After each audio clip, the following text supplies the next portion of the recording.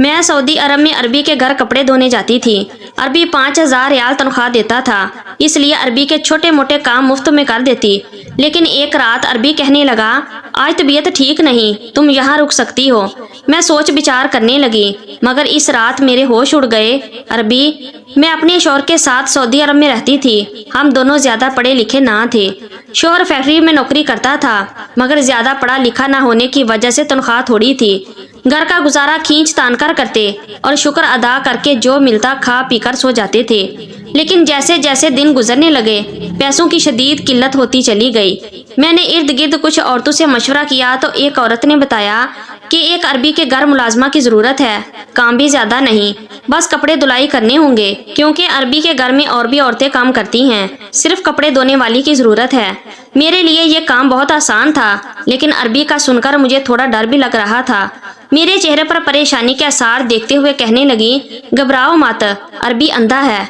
वो बेचारा तो बस सारा दिन एक सोफे पर बैठा रहता है। इसकी बीवी कुछ अरसा हुआ फौत हो गई। एक तो अब इसकी उम्र भी काफी ज्यादा हो गई है, दूसरा अब इस उम्र में कौन इससे शादी करेगा। आगे तुम्हारी मर्जी। अगले रोज मैं इस पड़ोसन के पास दोबारा गई और इसे अरबी के घर चलने को कहा। वो अरबी तो बहुत अच्छा इंसान था, उसने मेरी तनख्वाह भी अच्छी रखी थी। जब मैंने अपने शौहर को इस नौकरी के बारे में बताया तो बेहद खुश हुआ। कहने लगा, अगर हम मिलकर दोनों मेहनत करेंगे तो घर के खर्चे के अलावा कुछ पैसे भी जमा हो जाएंगे। मैं भी दिन भर फारिग ही होती थी, इसलिए घर के सारे काम सुबह ही निपटा कर मैं इस अरबी के घर चली जाती हूँ। इस अरबी की एक छोटी सी बेटी थी, यही कोई 8-10 साल की होगी। घर की बाकी मुलाजमाएं थोड़ा बहुत इस पर तवज्जो देती थी। वैसे भी पराई औलाद को कौन गले लगाता है। मैंने अरबी के हालात देखते हुए इसके घर की सारी जिम्मेदारी उठा ली। मैं रात 8 बजे तक इस अरबी के घर पर ही रहती थी। मैं सुबह 12 बजे से लेकर शाम 8 बजे तक इस अरबी के घर पर ही रहती थी। मुझे हैरत होती थी कि अरबी किस कदर नरम दिल इंसान था। वो मुलाजमीन के साथ बहुत प्यार से पेश आता था, मगर घर की दीगर मुलाजमाएं अब मुझसे खार खाने लगी थी, क्योंकि अरबी मेरा बहुत ख्याल रखता था। मैं चूंकि इस घर में नई थी, अगर कोई जरा सा भी काम खराब हो जाता तो वो मुलाजमाएं फौरन अरबी के कान में जाकर बात डाल देती, मगर अरबी इनको खामोश करवा देता। मैंने ये बात महसूस की थी कि अरबी अपनी बेटी से बहुत मोहब्बत करता था, लेकिन बीवी का साथ छूट जाने की वजह से अंदर से टूट चुका था। अरबी के साथ एक मुस्तकिल मुलाजिम भी था, जो इसके साथ मुस्तकिल रहता था। अरबी को दफ्तर लेकर जाता, वापस लाता, सब काम इसके जिम्मे थे। अरबी भी अपने काम से घर वापस आता तो सबसे पहले अपनी बेटी के कमरे में जाता। मैं बच्चों के साथ ही मसरूफ होती, इसलिए पहले दरवाजे पर दस्तक देता। मैं फौरन से ठीक होकर बैठ जाती, फिर ही वो दरवाजा खोलता था। फिर अपने बच्चों को प्यार करता। मुझसे भी पूछता था कि बच्ची ने तंग तो नहीं किया, उसने खाया पिया तो है ना। अरबी अपनी बेटी पर जान छिड़कता। अरबी पूरे दिन की बच्चों की रूटीन मुझसे पूछता था। मैं भी इस अरबी को सारे दिन की रूटीन बता देती थी। एक रात को जब मैं घर जाने लगी तो कहने लगा कि 1 मिनट रुको।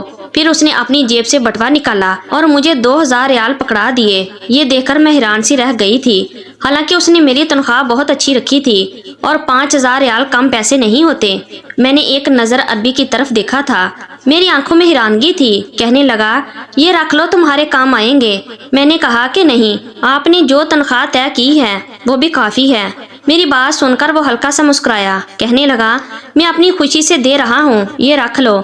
मैंने वो पैसे पकड़ के अपने पर्स में रख लिए। मैं फिर जाने लगी। जैसे ही मैं दरवाजे तक पहुंची तो मुझे कहने लगा, बात सुनो। मैंने कहा, जी कहिए। वो कहने लगा, इस बात का जिक्र दूसरे मुलाजमीन से मत करना और किसी को ना बताना कि मैंने तुम्हें 5,000 रियाल दिए हैं। कुछ देर तो मैं इसकी बात सुनकर सोच में पड़ गई थी, फिर मैंने इस बात में सर हिला दिया और वो आहिस्ता आहिस्ता चलता हुआ कमरे से चला गया। लेकिन न जाने क्यों इस रात में बड़ी बेचैन सी रही थी। एक तो अरबी का मुझे 5,000 रियाल देना और दूसरा इस बात का दीगर मुलाजमों से छुपाने का कहना। ये दोनों बातें ही मेरे जहन को उलझाने लगी थी। फिर मैंने कहा कि शायद अरबी समझता होगा कि दूसरे मुलाजम अपना काम खुश असलूबी से नहीं करते और मेरी मेहनत और खलूस को देखते हुए अरबी ने मुझे 5,000 रियाल दिए होंगे। लेकिन कुछ दिन बाद मेरी हैरत की इंतहा न रही, जब कुछ दिन बाद अरबी ने फिर 1,000 रियाल के नोट निकालकर मेरी तरफ बढ़ा दिए। जब दूसरी बार अरबी ने मुझे रियाल दिए थे, इस बार तो मेरे दिल में शक शुबहत आने लगे थे। आखिर अरबी मेरे साथ इतनी मेहरबानी क्यों कर रहा था। मैंने वो रियाल इस अरबी को वापस पकड़ा दिए। मैंने कहा, मुझे ये नहीं चाहिए, आप क्यों मुझे रोज रोज इतने पैसे दे रहे हैं। میں نے فٹافٹ سے اپنی چادر کو درست کیا تھا۔ کہنے لگا کہ آپ میری بیٹی کا بہت خیال رکھتی ہیں، اس لیے میں نے کہا وہ میری ڈیوٹی ہے اور اس کے پیسے میں لیتی ہوں۔ بہرحال میں نے اس دن اس شخص سے کوئی پیسہ نہیں لیا اور واپس گھر آ گئی، لیکن اگلے ہی روز جب میں اس کے گھر گئی تو میں نے دیکھا کہ وہ عربی آج دفتر نہیں گیا تھا بلکہ گھر پر ہی تھا اور بیٹی کے پاس ہی بیٹھا تھا۔ جب میں آئی تو مجھے کہنے لگا کہ اتنی دیر سے آئی ہیں آپ کو پتا ہے میری بیٹی کو بخار چڑھا ہوا ہے۔ اس کے لہجے میں فکر مندی بھی تھی اور تھوڑا لہجہ سخت بھی تھا۔ میں نے گھبرا کر جب گھڑی کی طرف دیکھا تو پورے 12 بج رہے تھے اور میں اسی وقت آتی تھی۔ میں نے کہا میں تو اپنے وقت پر آئی ہوں۔ پھر وہ مجھے کہنے لگا کہ اس چیز کے آپ کو پیسے دے رہا تھا کہ آپ میری بیٹی کا خیال زیادہ رکھا کریں۔ دیکھیں صبح سے اس کو بخار ہے، اس کی تو ماں بھی نہیں ہے جو اس کی پرواہ کرے، اسی لیے میں نے آپ کو مستقل نوکری پر رکھا ہے تاکہ کام کے ساتھ ساتھ میری بیٹی کی اچھے سے دیکھ بھال ہو سکے، ورنہ ملازم تو مجھے اور بھی بہت مل جائیں گے۔ آپ کو اس لیے نہیں رکھا کہ آپ 12 بجے تک آئیں اور میری بیٹی بخار میں جلتی رہے۔ میں نے فٹافٹ سے اسے عربی سے لے کر اپنے پاس بٹھایا۔ تھوڑی دیر بعد ڈرائیور ڈاکٹر کو گھر پر لے کر آ گیا۔ میں سمجھ گئی تھی کہ عربی کے پاس پیسہ بہت ہے، جو عربی نے ڈاکٹر کو گھر پر بلا لیا ہے۔ ڈاکٹر کے جانے کے بعد میں نے بچی کو دوا پلائی اور اس کے پاس بستر پر لیٹ گئی، کیونکہ مجھے عربی نے تاکید کی تھی جب تک بچی ٹھیک نہ ہو آپ گھر مت جائیں۔ میں سارے کام چھوڑ کر اس بچی پر توجہ دینے لگی۔ پورا دن میں بچی کو سنبھالتے سنبھالتے گون چکر بنی ہوئی تھی۔ کبھی اسے دوا پلاتی، کبھی نرم غذا بنا کر دیتی، مگر بخار کی وجہ سے وہ بہت چڑچڑی ہو گئی تھی، ورنہ تو میری بات مان لیتی تھی، لیکن آج تو جیسے تنگ ہی کیے جا رہی تھی۔ میں رات تک بالکل تھک چکی تھی۔ جیسے ہی عربی آئے تو میں نے جانے کی اجازت مانگی تو مجھے کہنے لگے کہ یہ بات مناسب تو نہیں لگ رہی، لیکن میں بھی مجبور ہوں۔ اگر آپ آج کی رات میری بیٹی کے ساتھ رہ لیں تو یہ آپ کا مجھ پر بہت بڑا احسان ہوگا۔ میں نے کہا کہ میں کیسے رہ سکتی ہوں، میرا شوہر 9 بجے واپس آ جاتا ہے اور مجھے اسے کھانا دینا ہوتا ہے۔ یہ سن کر میں نے دیکھا کہ عربی کے چہرے پر عجیب سے تاثرات رونما ہوئے تھے۔ کہنے لگا آپ کیا شادی شدہ ہیں؟ میں نے کہا ہاں۔ میرا جواب سن کر عربی کا چہرہ بجھ سا گیا تھا، پھر ایک دم ہی اس نے بات بدلی اور کہنے لگا کہ آپ اپنے شوہر سے کہہ دیں کہ ایک رات کے لیے آپ کو یہیں رہنے دیں، کیونکہ میری بچی آپ سے بہت مانوس ہو چکی ہے، رات بھر میں کیسے اسے سنبھال سکتا ہوں، پھر آپ اس کی دوا کے بارے میں اچھی طرح سے جانتی ہیں۔ میں نے کہا ٹھیک ہے، میں اپنے شوہر سے پوچھ لیتی ہوں۔ میں نے موبائل نکالا اور اپنے شوہر سے کہا تو وہ کہنے لگے کہ ٹھیک ہے، تم آج کی رات رک جاؤ، میں کھانے پینے کا خود بندوبست کر لوں گا۔ رات بھر میں اس بچی کو سنبھالتی رہی اور اگلے دن بچی کی طبیعت کافی حد تک سنبھل چکی تھی۔ پھر میں جب واپس جانے لگی تو عربی نے مجھے 5000 ریال پکڑانا چاہے۔ میں نے کہا یہ آپ کیوں دے رہے ہیں؟ وہ کہنے لگے آپ نے میری بیٹی کو بڑی مشکل وقت میں سنبھالا ہے اور اس پر آپ کا حق بنتا ہے، اس لیے اس کو انکار مت کیجیے گا پلیز۔ میں نے کہا کہ آپ میری ممتا کو پیسوں سے کیوں تول رہے ہیں؟ بے شک یہ میری سکی اولاد نہیں ہے، لیکن میں نے ہمیشہ اسے اپنی بیٹی کی طرح ہی سمجھا ہے، اس لیے آپ اپنے پیسے اپنے پاس رکھیں، مجھے ان کی ضرورت نہیں ہے۔ یہ کہہ کے میں نے اپنا پرس پکڑا اور میں گھر سے باہر آ گئی۔ میری شادی کو بھی 4 سال ہو گئے تھے، لیکن میری کوئی اولاد نہیں ہوئی تھی۔ کئی بار ڈاکٹروں کو چیک بھی کروایا، مگر قسمت میں اولاد نہیں تھی۔ کوئی پیر فقیر پاس جانے کا مشورہ دیتا تو کوئی کسی حکیم کا بتاتا، میرا ان سب چیزوں پر اعتقاد نہ تھا۔ اللہ سے دعا کرتی کہ ایک نہ ایک دن اللہ میری گود ضرور ہری کرے گا۔ انہی دنوں میرا شوہر سعودیہ کے لیے ویزا لگوانے کی کوشش میں لگے ہوئے تھے، اس لیے میں نے ڈاکٹروں کے چکر کاٹنے سے بہتر سمجھا کہ میں اللہ کے گھر جا کر دعا کروں گی، اللہ ضرور میری مراد بھر لائے گا۔ اس کے بعد ہم سعودیہ آ گئے۔ 3 سال سے میرا شوہر کام کر رہا تھا، لیکن حالات جو کہ تو ہی تھے، لیکن میرے دل میں یہ خواہش تھی کہ اللہ مجھے اب اولاد دے، اس لیے جب اس بچی کو سنبھالنے کی ذمہ داری مجھے ملی تو میں نے یہ نہیں سمجھا کہ میں ملازمت کر رہی ہوں یا وہ بچی میرے لیے ایک بوجھ ہے۔ میں نے اپنی ساری ممتا اس پر نچھاور کر دی تھی اور دل سے اس کو سنبھالتی تھی۔ اگلے روز جب میں کام پر آئی تو میں نے دیکھا عربی پریشان بیٹھا تھا۔ معلوم کرنے پر پتا چلا کہ اس کی خان سماں جو عربی کے گھر کھانا بناتی تھی وہ کام چھوڑ کر جا چکی ہے۔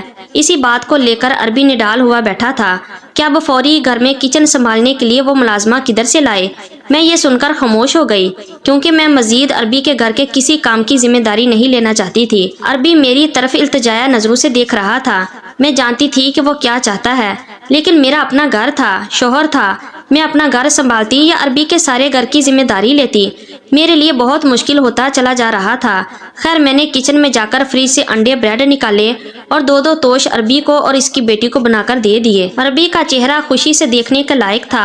मैंने दिन भर अपना काम किया और शाम को घर वापस आ गई।